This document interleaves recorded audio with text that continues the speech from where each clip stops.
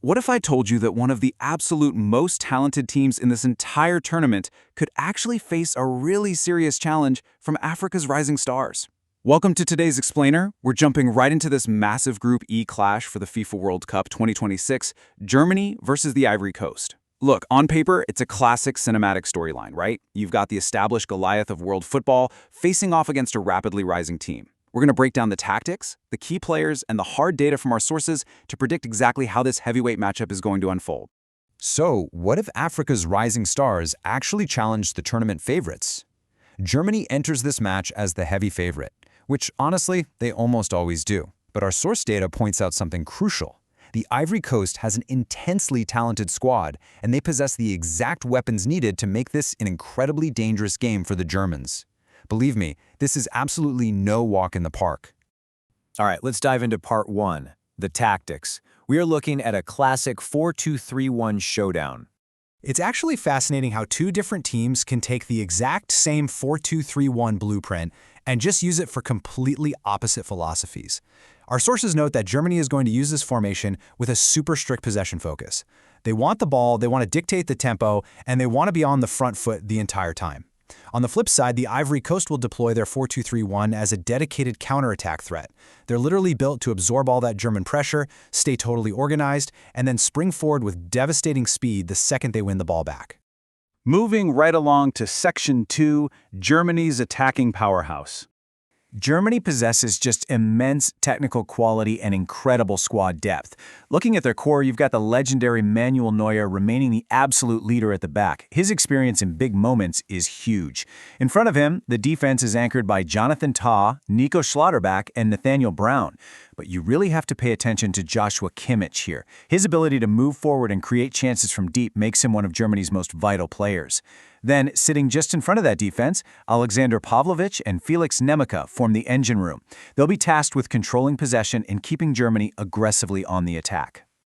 But guys, the attacking lineup is where Germany becomes extremely dangerous. The sheer explosive pace, the world-class dribbling, the creativity, it's staggering. You have Leroy Sané stretching the field, Jamal Musiala just weaving through defenses, Florian Wirtz providing elite vision, and Kai Havertz leading the attack. I mean, give this group an inch of space and they will take a mile. In fact, the source material specifically singles out two of those attackers. Quote, Musiala and Wirtz are among the most exciting young stars in world football today. So Germany isn't just relying on veteran savvy anymore. They are powered by these premier young talents who are entirely capable of just taking over a game single-handedly. Which brings us to Section 3, the Ivory Coast's counterattack threat. Now, to execute a lethal counterattack, you need a rock-solid foundation. Goalkeeper Yaya Fofana is probably going to have a very busy night against that German front four, but he sits behind a heavily tested defensive line featuring Gaël Doué, Odilon Kosunu, Ousmane Diomande, and Gislan Kanan. These guys are tasked with arguably the hardest job in football, absorbing relentless technical pressure without breaking. And when they don't break, they trigger their playmakers. In the midfield, Franck Kessié and Ibrahim Sangaré bring massive strength, experience, and just raw physicality. They are the enforcers. Once they win the ball, they're looking immediately to their dynamic forwards, Bazumana Touré, Yan Diomande, Anhyoan Bani, and crucially, Amad Diallo, to launch those rapid counterattacks we talked about. Let's actually isolate Diallo for a second because he is the ultimate danger man here. The source emphasizes his incredible pace and dribbling ability, which can honestly create chances out of thin air. As Germany pushes high up the pitch to keep possession, they have to watch Diallo incredibly carefully.